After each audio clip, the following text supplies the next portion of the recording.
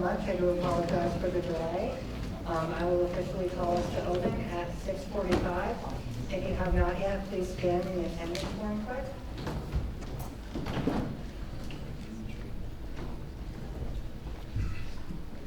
All right, first up is public comment. At this time, are there any members of the public who wish to address the Senate? Okay, if not, I'm going to turn it over to our guest speaker, Professor Chris Files, who is president of the UConn chapter of the American Association of University Professors.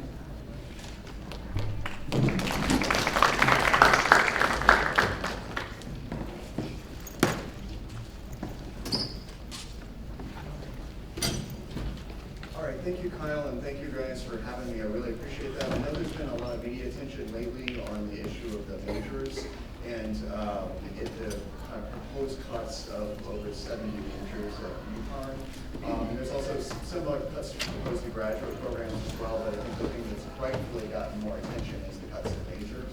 And so I'll give kind of a brief presentation here, maybe about 10 minutes or so, and then give you a chance to obviously ask questions, and hopefully won't take up too much of your meeting, but also try to kind of clarify a few things and to clarify what we're actually facing and kind of not facing.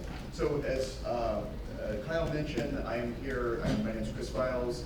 I'm a president of the faculty union here at UConn this year. I'm also a professor in the English department and American Studies. And this issue is kind of near and dear to my heart because I helped build an American Studies major and an American Studies program that's also under threat. It's kind of why I'm, in addition to my faculty union role, I've got a personal kind of stake in some of these programs.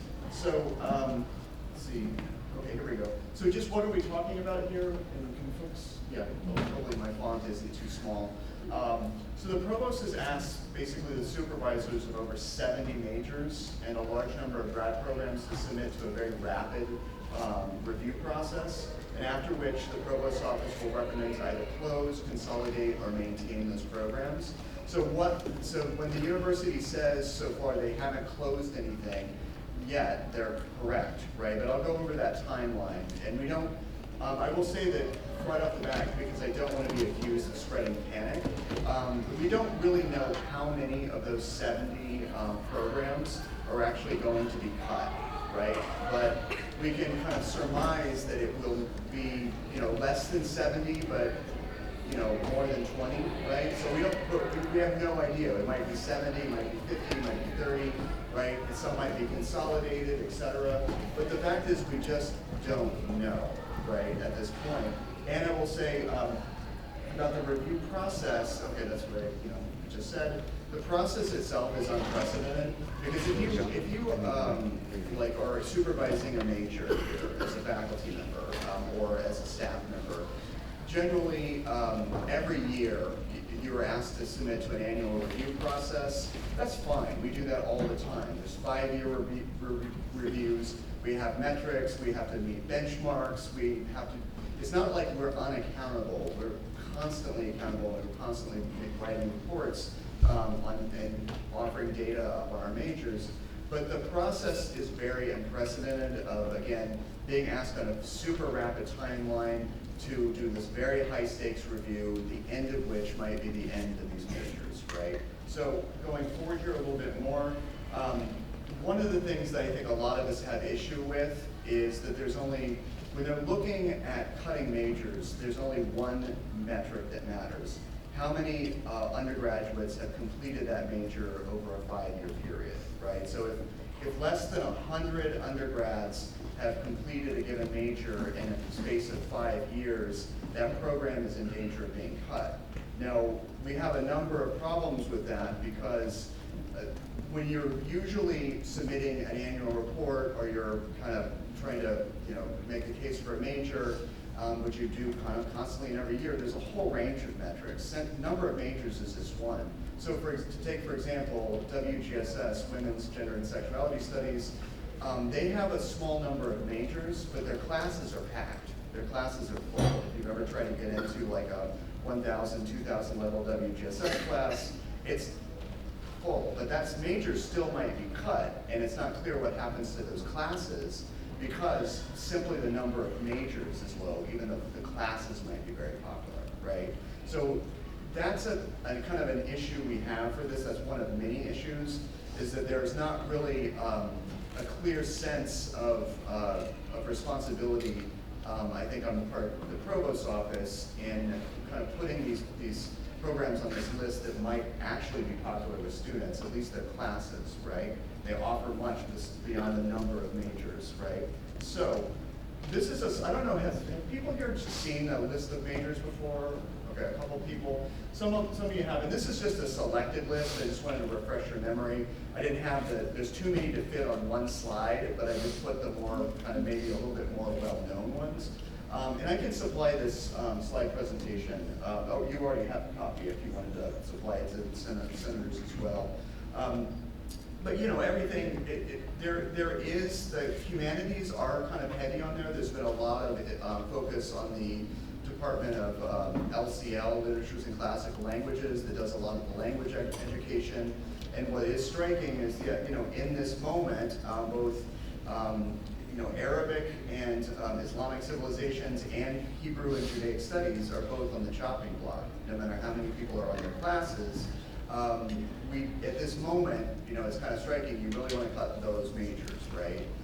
But also, most any kind of language is on there. And these are kind of just, there's little spaces in here for, these are different colleges. So, you know, again, humanities are on there quite a bit, but it's not just humanities. There's a lot of things in Canner, the College of Agricultural and Natural Resources, has a lot of majors on here. What's really striking too is education.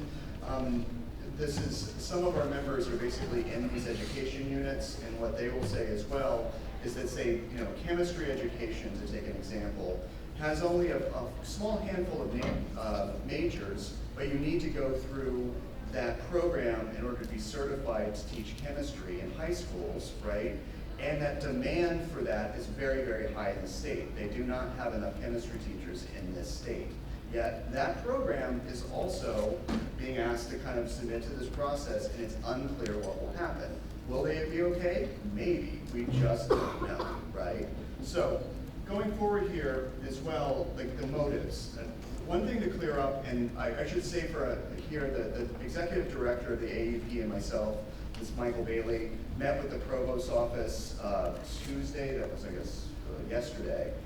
We met with Gladys Kersaint, actually, who's the vice provost for academic affairs, and we had a very kind of instructive conversation. I can't kind of quote her in that because it's an informal meeting, but I can convey the gist. One of the things that was striking in that, and at this juncture, first of all, based on that meeting, the motive for them doesn't seem to be cutting jobs, right? And so as a faculty union, that's the thing we're most concerned about, obviously, is, you know, like, are there layoffs coming from this? It doesn't look like we're looking at that, you know, per se, but what's also it's not about necessarily is cutting budgets. Just want to clear something out, because even the provost's office kind of said this to us and kind of admitted this to us, that it's not, this plan to cut all these majors, it's not really about saving the university any money, right? Because majors, they're just ways of organizing classes, right? You know, if you cut the people, that would save money, but that's not what's being proposed. So it's not about really cutting budgets. At best, you can get some faculty who are in under-enrolled 3,000, 4,000 level classes, you know, moved into classes that are more full, you know, and make sure that virtually every class is full, you know, and you can create efficiencies that way. That's more about, you know, creating capacities a little bit, but it's not so much about literally saving money, right? And it's also, I should say, unclear how much, like, capacity that would clear up. The College of Liberal Arts and Sciences, in which I am in, which does most of the teaching here, oftentimes they will say that they are already humming at capacity with a lot of classes, and you've probably seen this in your pick times and everything too. So what is the optics of this? And I've said this to the press multiple times. What are the motives for this? It's not about cutting jobs. It's not about saving money through budgetary process. There's a new congressional body in the state legislature called the Higher Educational Sustainability Advisory Board. It was created to kind of review UConn's budget. They basically asked for kind of data and metrics on number of majors. And so to anticipate what they might do, the provost office seems to be saying, look, we will offer up to you a lot of these majors to be cut, right? As to show that we could be tough on our budgets, to show that we can kind of get our ship in order, so that when we go to the legislature and ask for more money, they will more favorably receive us, right? So it seems more about a kind of tactical move to demonstrate toughness to the legislature as part of the budgetary ask than it is literally about saving money, right? And so this is, again, we have very big issues with that too, and it's increasingly becoming the case that a lot of legislators are having issues with that strategy too, because one thing to know is this week, and maybe some of you have done this as well, maybe not, the president's office has been flooded with phone calls basically saying, look, by parents saying, you're about to cut my kid's major, why? Don't cut my kid's major, right? So that's the media pressure, and like they've been calling their legislators about that, kind of we hope they still do, but it seems to be kind of backfiring a bit, though it's still too early to tell if that will actually make a difference in the cutting process, right? So, going forward here, the state legislative environment is a factor. If you haven't heard of this before, or discussed it before, there's this thing called the fiscal guardrails, right? And so just to back up on this, one of the things that's striking about the budgetary environment that UConn is in is that they're faced with kind of decreasing allocations from the legislature. The legislature is not really offering them the same kind of package that they did in the past. And what's striking about that is that that is happening at a time when the state of Connecticut has actually a significant budget surplus, right? It's not that the state of Connecticut is in the red. The state of Connecticut is actually doing quite well, right? There is a rule, however, called the fiscal guardrail, where the state basically has to have a very large reserve, right, in order. They can't spend down everything. Now that's okay, and that's fine. And in fact, in certain ways, that's allowed the state to kind of reduce its deficit. It's allowed the state to kind of pay off, state pensions, et cetera. But I think what we're seeing now is increasingly that kind of guardrail is so large that it's actually cutting into the ability of universities to kind of offer the same services and offer the same programs they once did. So this has a relationship to the environment that we're finding ourselves in with the majors, but it's not the only factor, right? I just want to stress it is really not the only factor, but it is, an issue that's afoot. So going forward with that too, so the timeline, I think I'm coming to almost my last slide here. So this is just to underscore, if you're going to say something or do something, this is the timeline to keep in mind. So in the past, this is, starting in May 2024, there was internal conversations between the deans and the provost's office about kind of low completion programs and having a review process for them.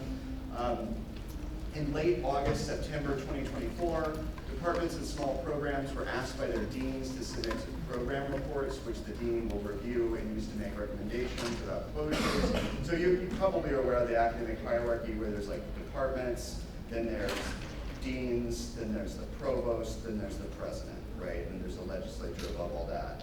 What we're saying, this is mostly coming from the provost's office, this review process, not the deans. But so the deans have been asked to kind of get their departments to submit something. And one of the things that's striking about this timeline is how quickly it is, how quick it is. Now again, I've done annual reviews and 5-year reviews many times before in my other role as Director of American Studies, but to do this kind of high stakes review in about a month, when you have to compile all this data, including into enrollment data, when the people doing this work don't often have course releases, they're faculty that are kind of doing it on top of their other things. It's an unprecedentedly quick, almost unserious timeline, right? But what's striking is by December 1st, we will know how many of those 70 programs they were going to really cut, right? Again, by December 1st, we'll know, was it 10, was it 70, was it 30, was it 40, right? Well, that's when we'll know, right? By December 1st, if you were, just a hint, if you are concerned about this and you want to say something about this, even though this is late in the game, the December 11th Board of Trustees meeting is a very important place to be at, you know, and it's usually, I forget where it is on campus. Do you guys remember? Sorry. The Board of Trustees meeting, where is it usually at? It's usually in Wilbur Cross Reader. Okay, I thought so, yes. Because you'll notice it, because that day they'll have it blocked off, and trustees will come up in their Maseratis and Mercedes and vote on tuition increases, then they'll leave, right? You know, so that's literally what happened, I think, a couple of years back. And one of our members took a picture of the Maserati of the Board of Trustees right in front of the World War II, like, Argonne Sacrifice Monument. But in any case, like so one of the things to keep in mind is this Board of Trustees meeting is very, very important, you know, and what you do about this, really, it's up to you. You know, we will, if you're concerned about this and if you want to do something about it, if you're in a small major that you want to see preserved, I can give Kyle my email information and we can kind of hook you up and talk to you about it. But again, I do want to stress, if you don't have an issue with it, you know, you don't have to do anything. If you do have an issue with it, your voice is extremely important, you know, and the president's office is a good place to contact on this. The provost might just sit on it, but the president's office is very, very important, you know, to hear and to kind of hear your concerns. One thing that's striking is, as I'll say, the media attention. I've done like TV interviews and radio interviews and print interviews kind of constantly on this for the last 2 or 3 days. And it's gotten a lot of hits, right? So there was an expose, Fox 61 in Hartford was on campus. I guess it was earlier this week. I did an interview for them, as did a number of students. That, I think, aired, that expose on the major crisis here aired today, or no, sorry, it'll air tomorrow on Fox 61 at noon. Right, so there's been a lot of press context. The grad union is kind of getting involved because their members are, you know, it's not really unclear what will happen to them as well. So we have been kind of struck by the amount of people who are concerned, and we're struck by the number of kind of parents who have made phone calls, students who have kind of stood up. So again, you know, I would be happy to kind of address questions at this point, but I will say that your voices in this are extremely important.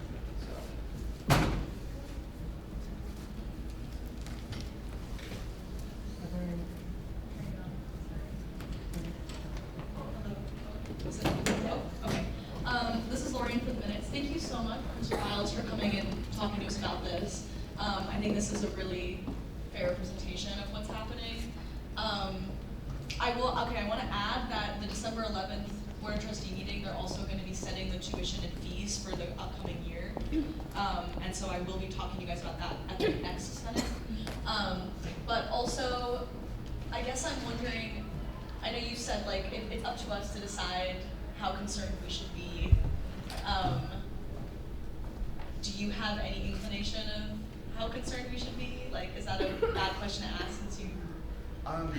Yeah, I don't want to be accused of fear mongering, but I will say that when there was a bit of protest over this, the provost's office did double down, and I don't know if the letter that went out, I think, yeah, it was in UConn today, so it should have been available to everyone.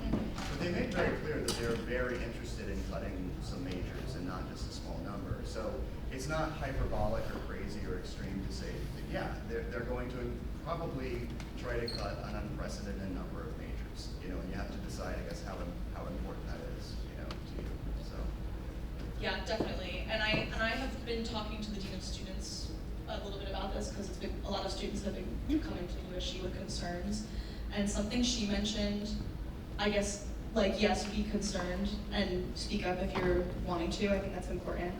I will be for the English department. But that, no, if you have a current major that they're planning to cut, you're not just gonna be like left holding the bag for the rest of your 4 years here, that they're gonna find a way to transition and make sure that you finish with the degree you came for. But still, it might not exist after that. It's just a point on Hello, Shahad for the minutes. First off, thank you so much for your presentation. I thought it was really great, and I'm also really glad that we're talking about this, because personally when I heard about this and when a lot of my friends heard about this, we thought it was not handled really well. It felt like there was a huge lack of transparency in how this process was working, and like you said, just very sudden and unprecedented.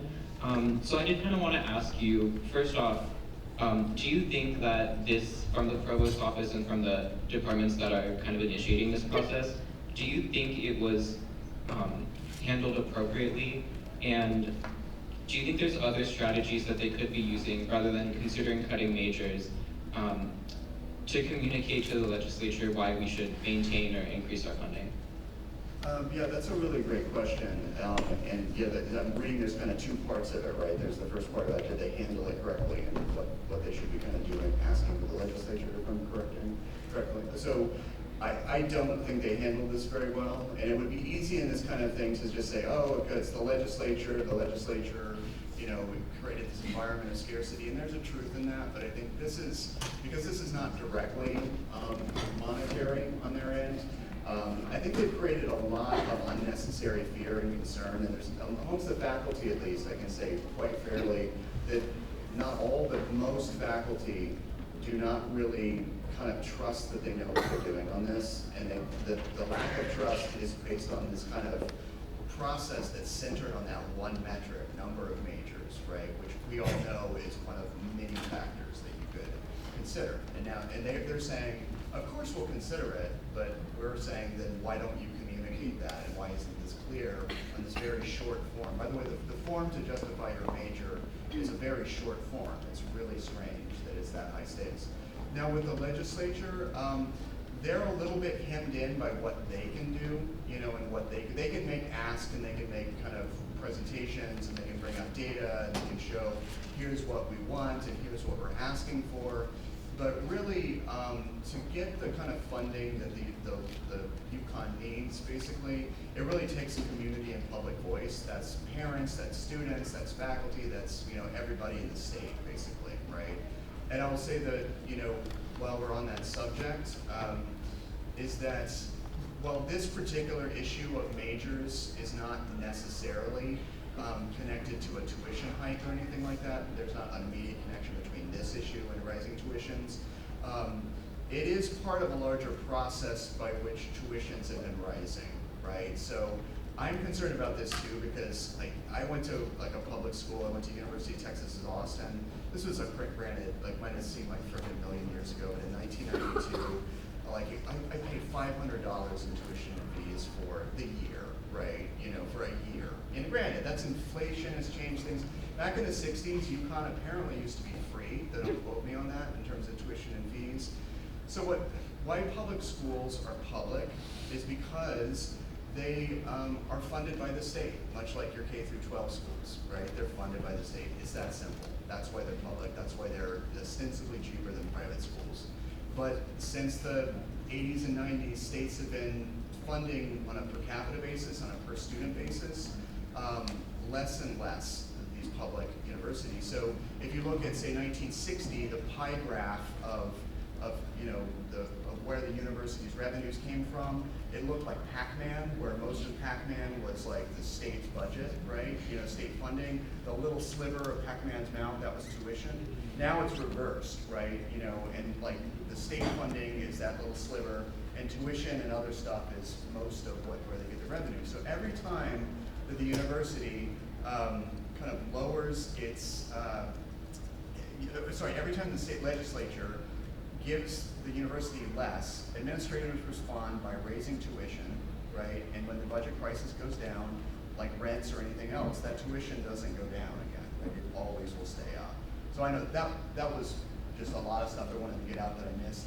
But, and again, I'm saying this tuition stuff as a kind of a larger kind of connected thing while I'm in front of your face, but it's not immediately at issue with this major thing.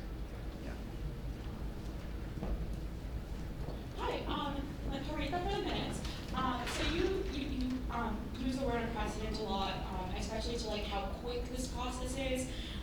So I'm just curious, can you speak to like the history of how majors and minors and other programs were cut?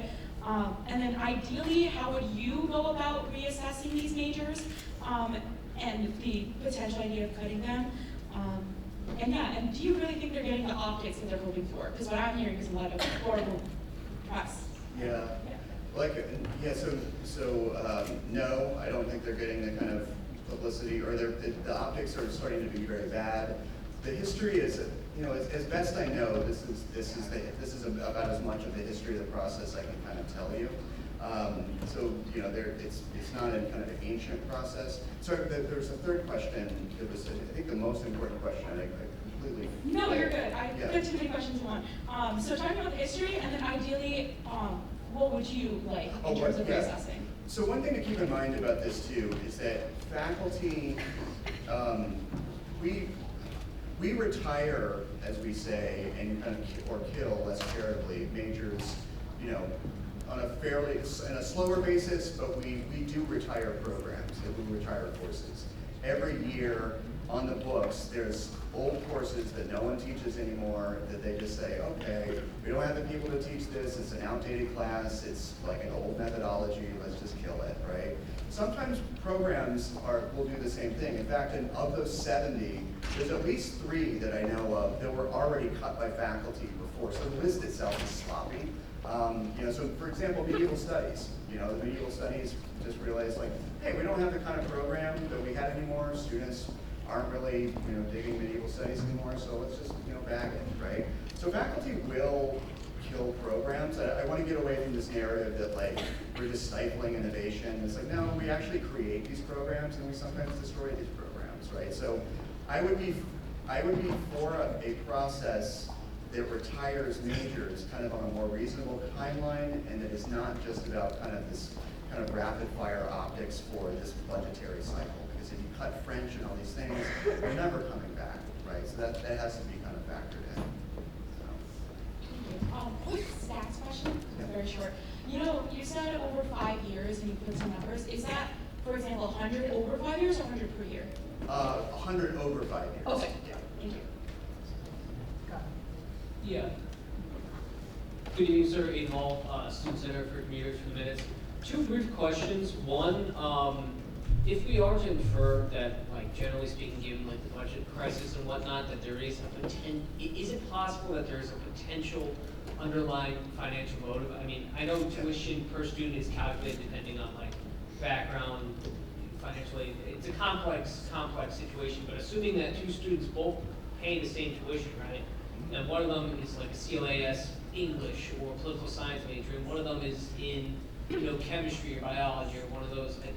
There's probably a science major or 2 up there. That science student needs more funding for labs or stuff like that. Is it possible that more of those sort of less profitable majors, if that makes sense, are being cut? And secondly, I'm just wondering about that review process, right? If we are to assume that there is some sort of potential, not necessarily trying to sound like this is an attack question, sir, but if we were to assume that there's some sort of a financial motive, is it possible that this review process might either be rushed or potentially biased mediators, or what thoughts or insights do you have about that review process, sir?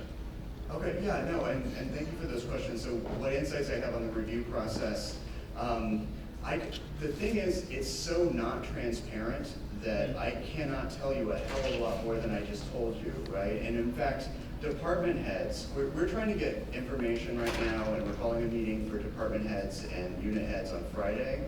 And that it's a Zoom meeting, we'll figure out what happens then.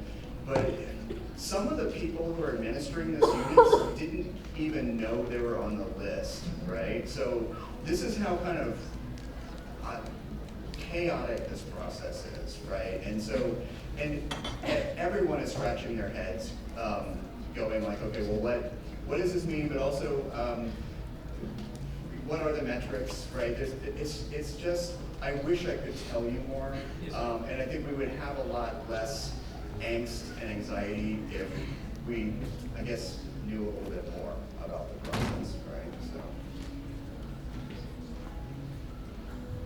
Hello, my name is Christian Tynan. I'm with the Veterans Affairs Program.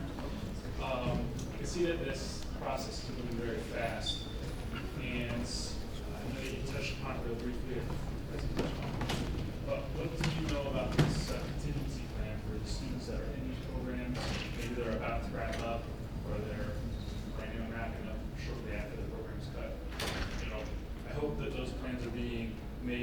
fast as these plans to cut these programs are happening as well.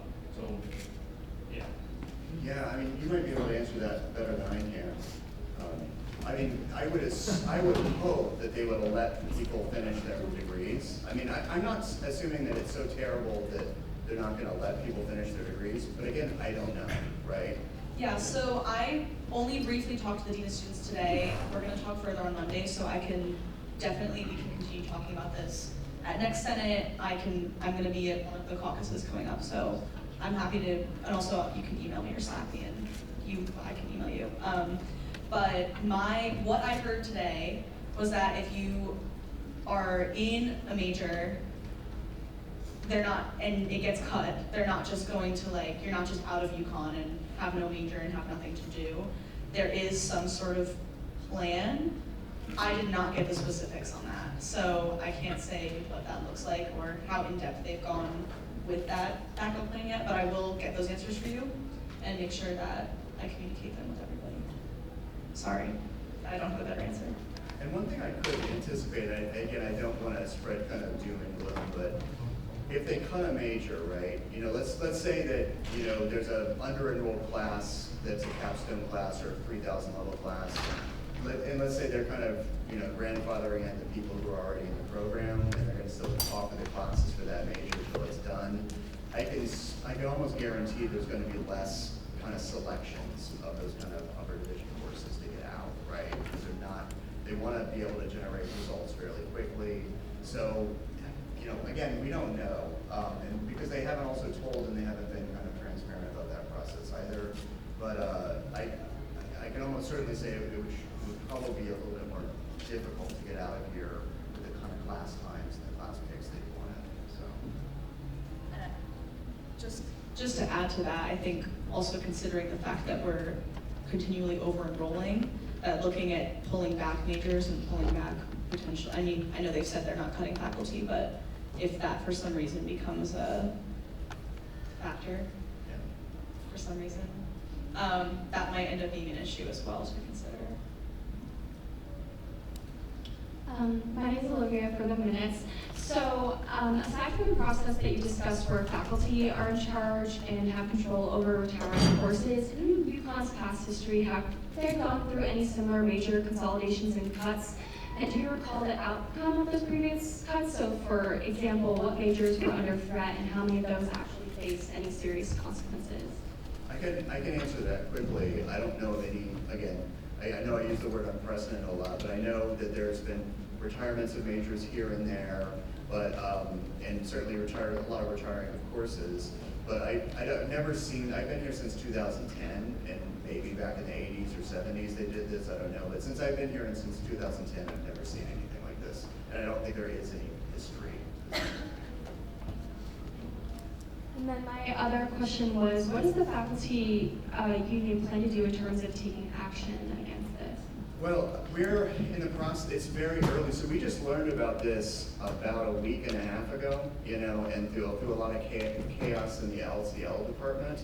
And so we're formulating an action plan right now. We're meeting with our members, again, starting with our kind of, our own folks this Friday. What we've tried to do thus far is just do a lot of kind of conversations in the media, get the story out, get pushback in the narrative on the media. That I think has generated a lot of kind of pushback against the president's office and amongst legislators. But I think in terms of concerted actions, we would like that to be something that we plan with undergraduates and grad students, not just ourselves, right? So organically kind of figure out, through, and I'd be happy as president of this union to form an organizing committee that planned actions with all of our kind of constituencies in mind. So the short answer to your question, there is nothing set in stone yet, but we're in the very beginning stages of planning an action plan, but that needs to happen and will happen, and we should be able to answer that more clearly about what exactly we're doing within about a week, right? So not a long time, but I would seriously encourage concerted action here, because we want to have actions that make sense to you. Our members turning out for an action is one thing, but like our members plus students turning out, that's huge. That's absolutely massive. So, and I will say just on that too, that I talked to somebody who was at Western Connecticut State, and at Western Connecticut State in 2002, they had almost exactly the same thing happen, right? And they, like, in their process, it was a bit different from ours. The university senate was kind of key to making these decisions. And so what they did was they showed up en masse with faculty and students at the university senate meeting, and it was around Halloween, about now, and students showed up with, like, you know, tombstones in their costumes saying, like, RIP French, RIP resource economics, RIP stat, and this and that. And she said, you know, feel free to steal this idea. You guys would need to hold those tombstones, not us, right? But and we would have to get something like that out real damn fast because Halloween's around the corner. But some kind of action like that, I would love to see, you know, and we would need to plan that in coordination with you. Because if we just say, hey, do this, show up, I would assume that you would not be interested, but if you were helping to plan it, it might be something you might be more interested in doing with us, so. Hello, that's Shahad for the minutes. First off, before I ask my question, I just want to kind of say, I feel like we as an organization, like USG, the Senate, should really be working to support the work that you're doing and your organization is doing. And so one thing I wanted to ask was, what can we, and you went into this in your last question, but what can we as individual students, especially undergraduate students, do to support not just the initiatives that you're going to be running, but also like supporting the majors in particular? And then also, how can we follow what's being released and what is being done? Like, how can we support that? Follow what's being released in terms of like current events around this, or what you mean? Like current events, and also like, I think you mentioned creating a committee of people that are going to be creating an action plan. Like, how can we follow what that committee is doing? Well, right, I mean, that would be about you guys' process, right? And I would just need to get the emails of whoever is kind of, would be coordinating that perhaps. I mean, it could be you know, if you all formed a subcommittee or something like that, that was dedicated to kind of pushing back on the majors and could help, you know, coordinate with, you know, faculty and students and grad students and staff, that would be fantastic, right? That would be my first recommendation, that you find amongst yourselves perhaps a subcommittee of folks on this, in this body, interested in working on this and maybe like putting an action together. And we would be kind of working with that group, you know, to kind of plan and coordinate. That would be my recommendation. And I guess as a follow-up question to like Senate leadership, how would we go about starting a committee for that? Sorry.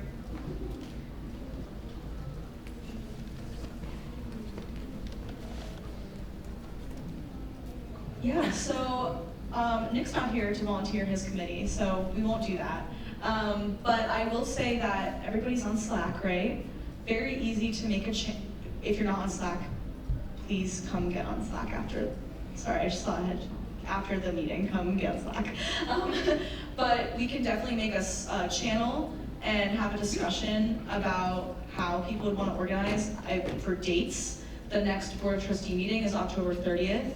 The next University Senate meeting is November 4th. So those are coming up soon. If people are wanting to organize, it would have to happen fast. So we'll set up a Slack channel, and anybody that's interested, I'll do it right now. Right. And also, the president can create ad hoc committees, so if that is something you're looking for, more formal, you know who to talk to. Let me know if you want that. Yeah, an ad hoc committee is totally all this is not permanent. Right. Yeah. And by the way, yeah, just keep in mind, December 11th is our drop dead deadline, but hopefully we would do some stuff in November, right? So. Oh, hi. Also, Lauren, I would love an ad hoc committee. I think that'd be great. Yeah. So, quick question for you. So, I'm not gonna lie, this kind of reminds me a lot of the housing thing that we had last year. You know, things being done very quickly without seeking much feedback, huge uproar from students, and then they reverse the decision.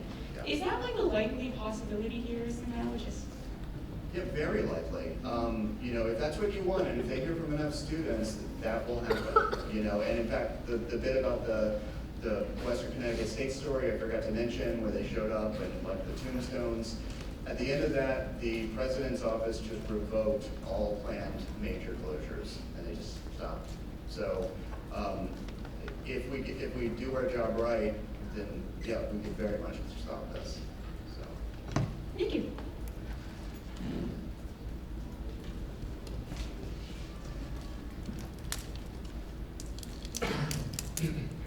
Smith for the minutes. Thank you for coming here. You mentioned earlier about the optics and like one of the motives is the optics towards the Higher Education Sustainability Board. Can you talk a little more like who's on that board, what authority does it have, how does it relate to UConn's tuition and UConn's funding? Sure, I can talk a little bit about that. There are people in our organization who could answer that question in excruciating detail. But for my role, I would say that it's a relatively new body. I looked them up. They seem to have been founded within the last 2 years. It's basically a legislative subcommittee, right, that has a number of state legislators on it. Right, and so it was kind of responding to a either real or perceived mismanagement of funds at the university, and I think the state legislators were kind of angry that Radinka and such used a lot of kind of COVID money that was supposed to be temporary and went on a big hiring spree, which is not a bad thing. You know, you get some more faculty, you can lower faculty-student ratio. It wasn't bad stuff to spend on, but it was also. It was understood by the legislator that this was a temporary addition, a temporary infusion of your funds. It wasn't to be added permanently to your base budget. When you hire people, you permanently add that to the base budget, right?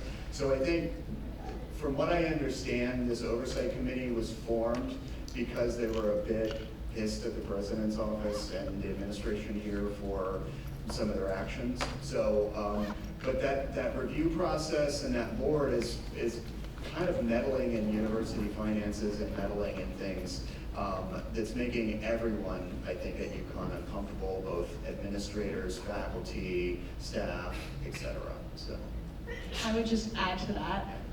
So the committee, we're actually seeing these little committees pop up a lot in a lot of different states, generally Republican ones, like red states, and they're popping up. And this isn't, I think what you said is true, but this committee is also investigating and sort of going through the finances of all of the state universities. So that's all the CSU, the like ECSU, CCSU, SCSU, all of them. So there's a lot of different people presenting and being involved, but they are also investigating UConn Health, all of that. Yeah. Any other questions? All right, well, thank you for answering. Thank you for having me. I really appreciate it.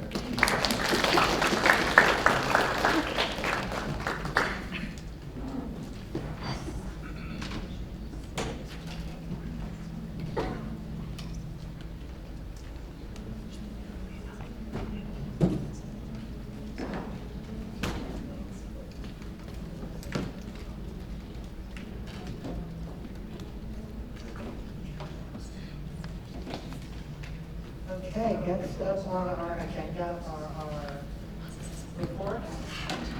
Are there any questions about the reports? All right, seeing none. We will move into our voting items. First up, we have approval of the minutes from October 9th. This was our budget Senate. I do want to give a special shout out to Savannah. Because if you remember, it was a 3.5-hour meeting and 57 pages, so Savannah.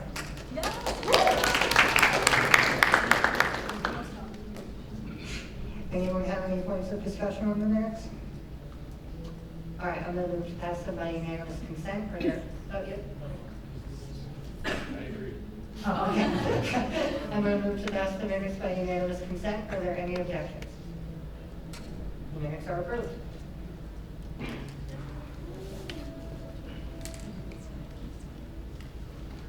Next up, we have confirmation of Jonathan Burrow to the position of African American Cultural Center ex officio senator. I don't think Jonathan could be here tonight. Was it? No. Oh, okay. But the AACC reached out and he has an interest in taking on the role, and they have nominated him. Are there any questions or points of discussion on Jonathan's nomination? All right, I will need to confirm Jonathan by unanimous consent. Are there any objections? The confirmation is approved by unanimous consent. All right, next up is voting item C, which is a motion to disperse $8,000 from the communication team's equipment and line item, equipment upgrades line item to purchase photo and video equipment. Connor, can you go over to you? Okay. Hang on, sorry.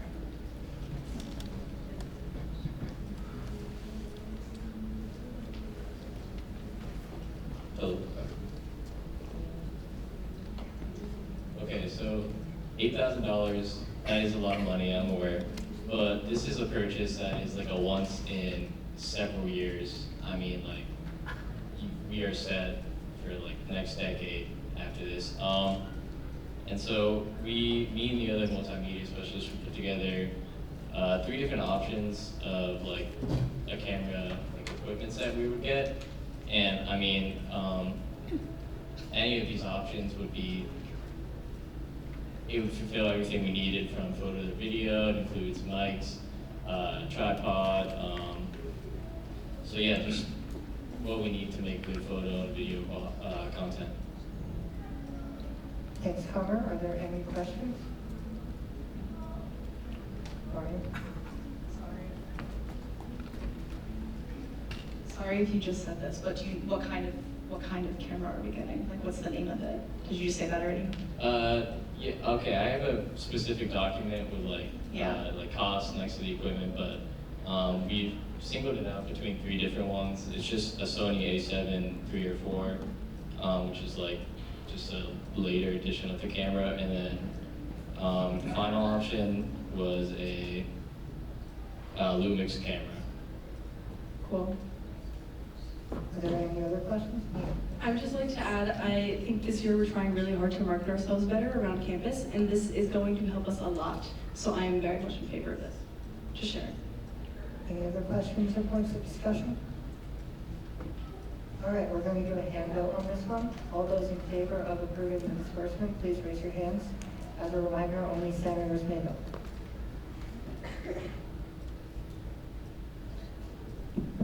Only senators can vote.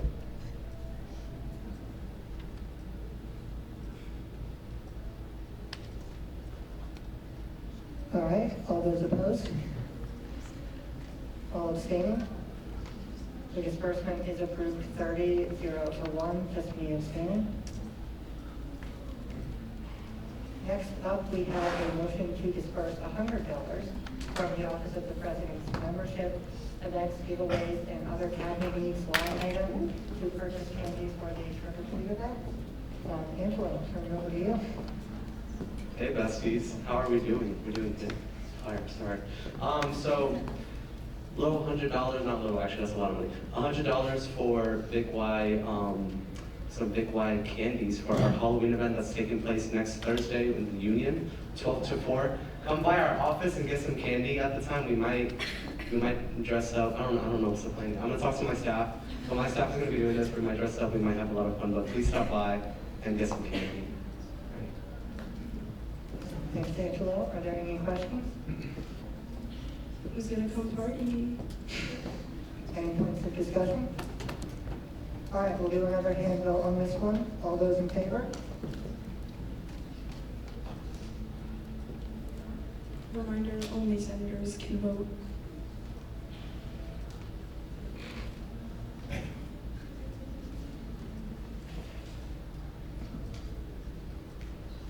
Opposed?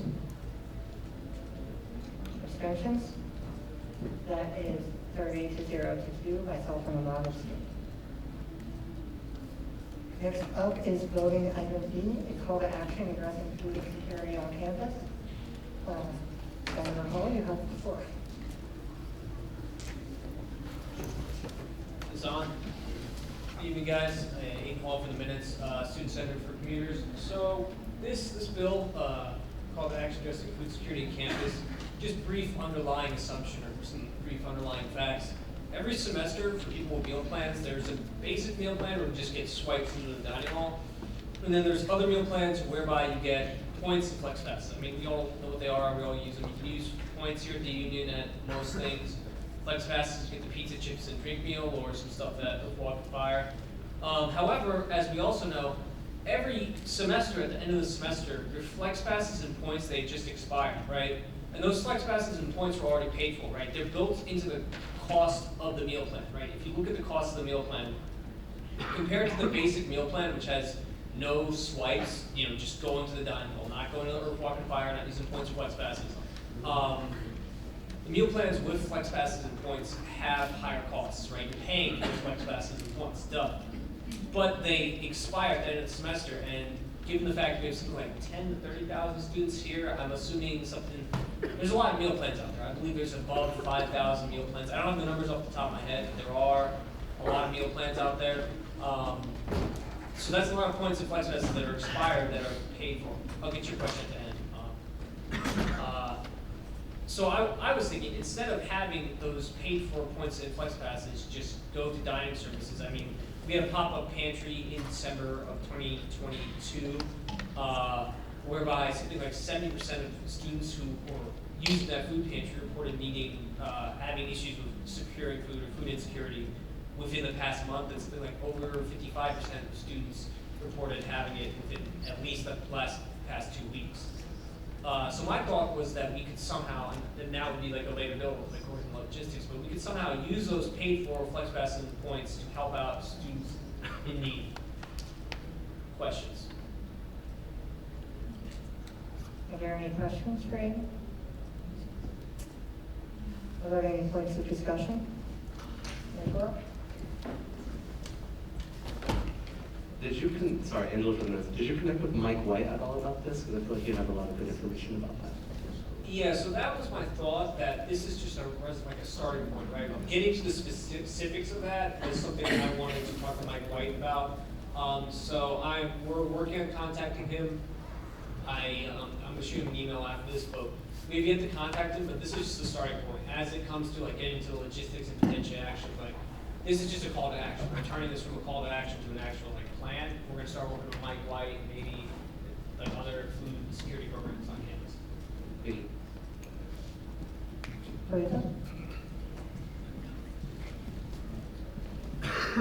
Yeah, I think this is a great idea. It's taking money that people are already paying for and putting it towards a good cause. So I'm support. I forget where it was said, but I heard somewhere.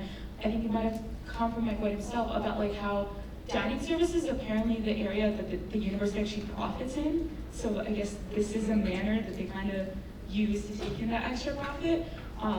That might be a hurdle, but I just wanted to put that out there.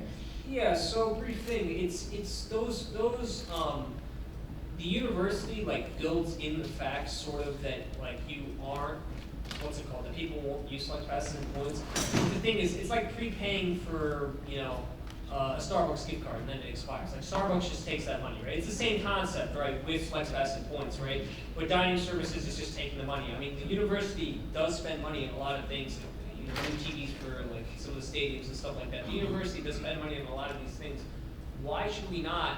We're not even spending money necessarily. We're just, I guess, it's almost like a opportunity cost, if you'll phrase it. It's not like we're spending money. These are already it's like a prepaid Visa card, right? We're just transferring these prepaid food points, food flex passes, whatever. Prepaid meals. We're just transferring them instead of having dining services profit off it to the students. So when we move past, let's presume this is passed, but when we move on to more specifics, like an actual bill, going over the logistics, I will get you, and I'll get Kyle and everyone else. I'll work with Mike White to file a report with like numbers, data, survey from stakeholders, right? I used to work in dining, survey from like both dining employees, dining management, Mike White, any food pantry, or those sorts of food insecurity on campus. So I will get back to you with some data. Sounds good, thank you. Also, that was Aretha for the minutes. Any other opinions?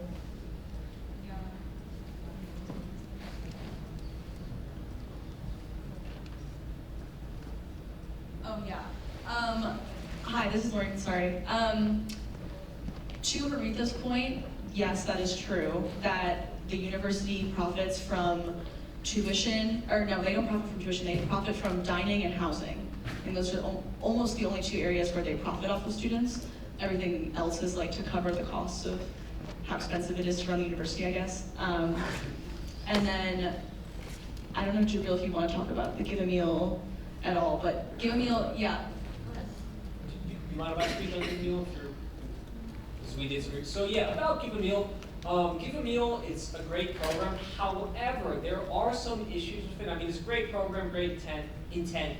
Those flex passes go towards helping out students in need. But usually, and like I've worked as when I worked for dining, I worked as a supervisor, supervising like the actual people doing that program, boots on the ground, so to speak. The program would always be on like either a 3-day weekend Friday when people are either out, partying or out, home or whatever. If you see how packed Stores Road is on the Fridays, a lot of people aren't on campus when that program's being run. A lot of the programs run like throughout the day when people either in class or they don't know about it, or it's later in the semester when people use up their flex passes. So while it's a good program, and I definitely think we should keep it, I'm not trying to attack it, it's not the best source because it is both at a bad time, it is under-advertised, and it is sort of in a bad time of the day and bad time of the semester, if that makes sense. Great program, but it doesn't really get the sort of volume we need. Yeah, I think dining services would agree with you. It only serves about, I don't want to say the wrong number. So this, it might not be correct, but I think they serve about 20 students with Give a Meal. So it doesn't have as big of a reach as even dining services would like. So I agree with you. This is interesting. Like I said, I will get numbers on that as well for when we actually pass it, we'll call in more specifics. Does anyone else have any points of discussion? All right, seeing none, we are going to move into a hand vote on this. All those in favor, please raise your hand.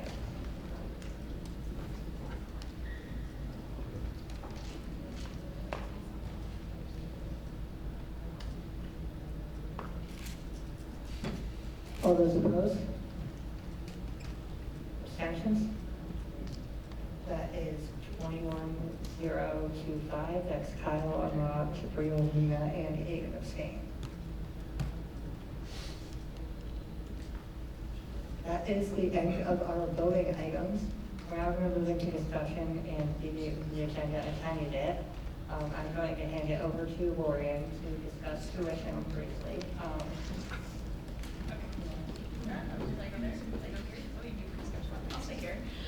Okay guys, so I wasn't actually planning to present this because I didn't make a slideshow today because I ran out of time. But I wanted to talk a little bit about this because it came up earlier. So December 11th, the university will be presenting their proposed budget to the Board of Trustees, and at that point, the Board of Trustees will either decide to pass it, decide to edit it. I'm pretty sure usually they pass it. And then it goes through appropriations, which is with SASBAC.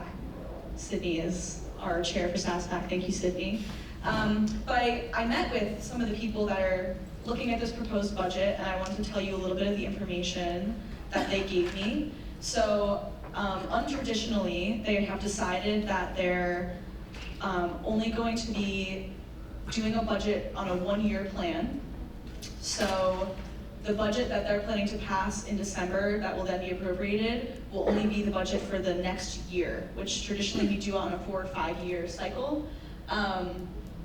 So that is because of state funding and because they're unsure of what kind of money they're gonna get from the state. That is what they told me. So to give you some insight, and I'm sorry I didn't write it down, I can send this out to people. I'll bring it up at the next Senate if people still have questions and I can't answer them tonight. But for the upcoming year, they are planning to freeze tuition at 17,000-ish. So they're freezing it. They're not raising it, they're not lowering it, they're freezing it.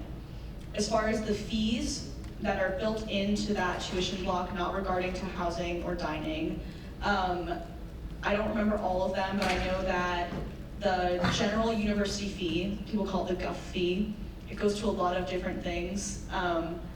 That will be going up 90, proposed, if people, they're gonna have a town hall, this is the proposed numbers, that it would be going up $98. The student health and wellness fee would be going up $80. The rec center is not going up at all. The student activities, they budgeted out for it to go up $6, which is related to us because we get money out of that. So they are planning that we might actually get an increase in our fee this year. I don't know what will happen with that. That's a whole different process. Yeah. So yeah, definitely important to keep in mind. They're only planning to raise the fees that are not part of the housing and dining by about $295. If I'm remembering that number correctly, it might be slightly different, but it's about $300. And then the housing and dining is planning to go up a rate of 2.75%, which I think that's kind of standard. And they threw around words like, it's because of inflation that certain things are going up. So yeah, I wanted to, if you guys have questions about that, I'd be happy to answer them. If not, I can give a better presentation at another time. So sorry for. Does anyone have any questions that they'd like to ask now? Good.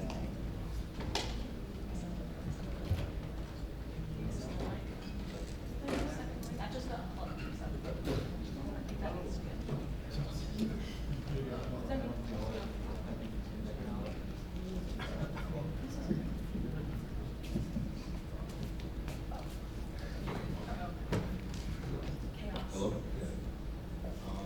Smith for the minutes.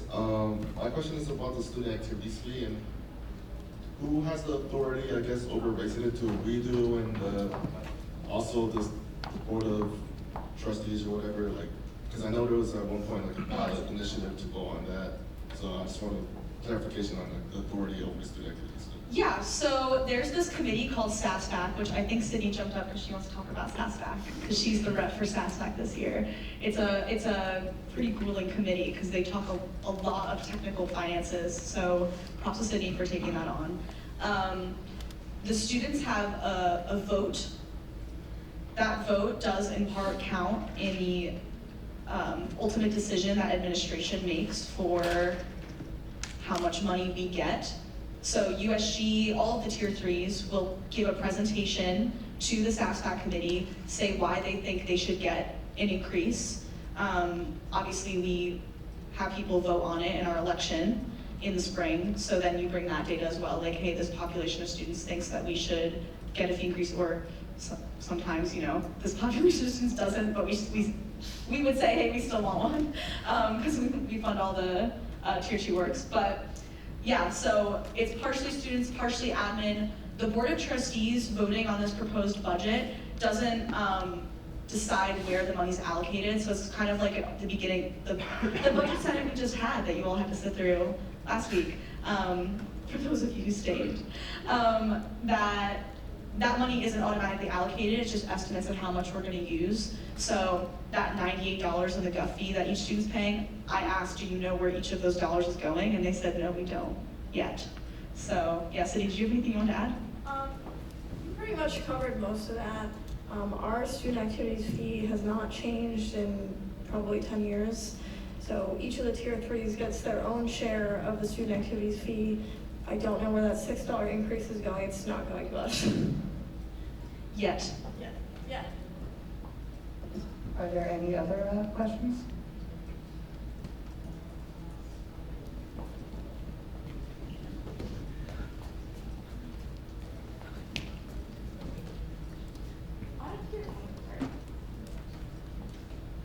Hi, so in regards to like the increase in like that student activities fee, if it is like partially admin, I actually thought it was fully students, but if it is like admin, what is typically like stopping them from just increasing it? Because they have no problem increasing our tuition and other things by like hundreds of dollars. What's like $6 more to them? Right, great question. So the SASFAC takes it line by line, right? So the GUF fee, they'll have people come in and present why they think they should get a certain part of that money. The $6 is an estimate that essentially the people planning this proposed budget put in there based on what's been requested over the last couple years. So that was just an estimate of like, probably, it's an up to line. So they could say, you know, we may have budgeted out a $6 increase, but none of you are getting an increase and this line is gonna be 0. They could do that, which I think happens sometimes. Well, at least for the last 10 years, we haven't gotten an increase, 10-ish years. So they can decide not to. So the $6 is kind of like, it's a make-believe number until that money is actually appropriated to the different groups. The reasons that they would say no are interesting. I think SASBAC takes their time to try to go through each thing and really parse out what's important. Believe it or not, admin actually does care about how much the university costs for us, and they do try to be selective with, you know, the fees they're burdening us with, which they looked at our tuition compared to other schools of our size that are state schools, and they said maybe we should hold off for a year because it's getting kind of expensive. I thought that was great. But, so they take it line by line. I think once Sydney gets more, I don't know if you have answers to that, once you get more into the committee, Sydney will be part of the process that decide, not necessarily the $6, because you'll be advocating for us, right? Yeah, tier 3. Here, wait. I'll just come sit next to you.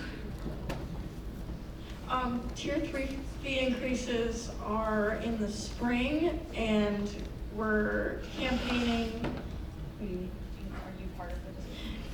Well, I'm not necessarily part of the decision. I am campaigning on our behalf and giving them advice on whether or not they should or should not be increasing tier 3 fees. Obviously, I'm going to campaign on behalf of getting ours increased for the sake of our tier 2s. But so tier 3s are in the spring, and we would be campaigning for a fee increase for 2027. So not this coming year.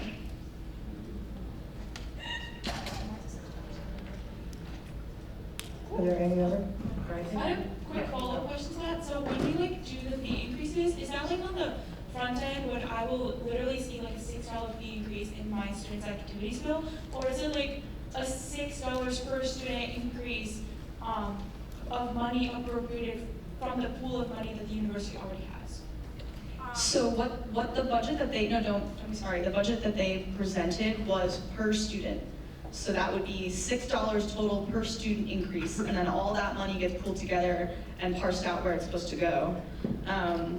Because we get like a certain fraction of that line item, or that line, yeah. So that's a per person increase. So we're talking, you know, $300 for the fees that they put on that first part, that's $300 per student per semester. Yeah. Any other questions? If anybody thinks of a question, please feel free to reach out, because I have the actual numbers, I just didn't bring them with me. This is what we've got discussion there. The only other discussion item we have is legislation.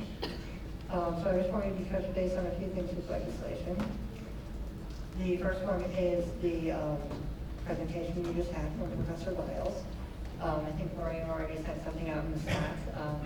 So if anyone's interested in working on that, definitely follow up with that. I also wanted to touch base on 2 other things. The first one is band credit. We talked about this at caucus briefly. Do you want to explain the idea? Wait, what? From caucus a while, when we did the legislation workshop with, like credit for band. Oh, we already did. Yeah, academic credit. I think this legislation was related to making sure that, Olivia, do you want to? Oh, wait, I remember. Okay. I think this is what it was about. I do remember complaining at some point about, like the liberal arts, like areas, about how like orchestra counts towards like a gen ed requirement, but like band doesn't. That may or may not have been it unless Olivia actually remembers, but I talked to the department head about that.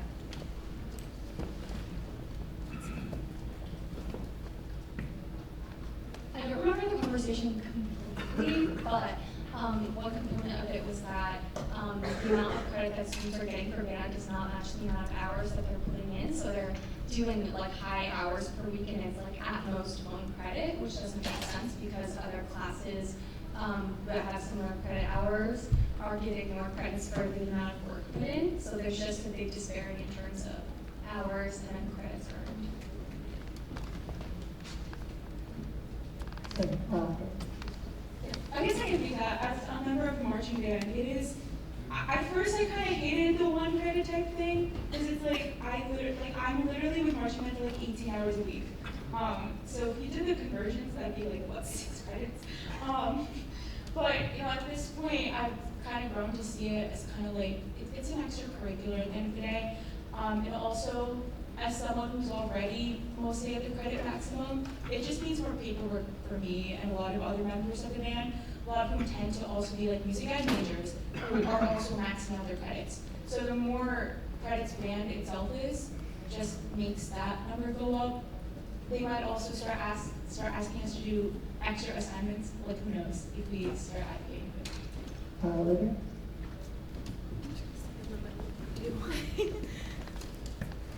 I do acknowledge that as one important perspective. I think I remember a lot of other students who were in band expressing like the alternative side, like they're putting this much hours and they do want to get the credits that they earn for the amount of time they're putting in, not just like physically like performing for the band, like they spend a lot of time doing transportation. It's like 18 hours, so it's not like it is a major disparity. I just do want to speak for those students as well. Aiden, you have something? One more. Sorry. Yeah, I fully hear Olivia's perspective, and if you had asked me, I would totally support getting extra credits. I just wanted to bring a little bit of that opposing perspective that I also tend to hear. But yeah, it's definitely a disparity. Absolutely.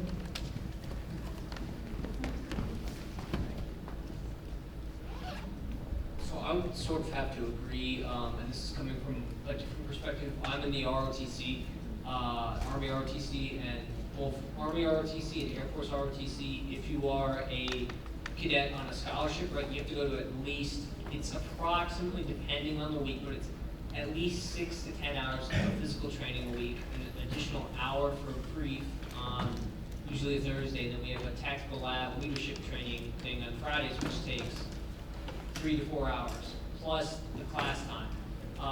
Freshmen and sophomores, so that's like approximately 15 to 20 hours a week. Freshmen and sophomores only get 1 credit, and juniors have to do additional prep work. Juniors and seniors, as like leaders within the program, have to do even more additional time. And I have a buddy in the ROTC who's also in the marching band, and it's a hectic schedule. Like the ROTC is like 20 or something plus hours a week, depending on what level you're at. But we only get 1 credit or 3 credits. So coming from a different perspective and sort of a related subject, I would have to agree that not only, like, you can look on paper, yes, this is just a class. The class justifies this many credits. Like I'm spending, like the freshman and sophomore class, I spent 55 minutes in class. So it justifies 1 university credit. But it's not just class. Like being in that class, generally speaking, means you're a member of that RTC or band program, and you're doing band or RTC stuff outside of it, which can take 15 to 20 hours. So I think that there should definitely be more credit for that stuff. Absolutely. The other idea that I wanted to just share with our new senators that have been brought up is the Animals on Campus policy, which the president of the Canyons Club came in about a month ago to speak to us about. So they had requested help from USG in drafting some legislation to make our campus more friendly to service animals. So if anyone is interested in helping out with that, definitely reach out to me. Or if anyone's interested in working on the Vankamamidi legislation, please reach out as well. And also, if you're ever looking to work on something, feel free to use the Senate Slack as a place to advertise to get some help. We're moving to announcements and board. Yes, I will talk even for the minutes. So I just organized some tabling for this upcoming Tuesday, the 29th, and the following Tuesday, November 5th. It's from 2 to 6 Union Street. We're just going to sit with the USG sign and tell people about USG and make them tell us their problems, and it'll be really fun, and I'll be there the whole time. So yeah, you can get access to the agenda, sign up there, or you can just Slack me, and I will send you the link to the sign-up sheet. Yes. Awesome. If there's nothing else, I will call the close at 7:59 p.m. Thank you all. Yay.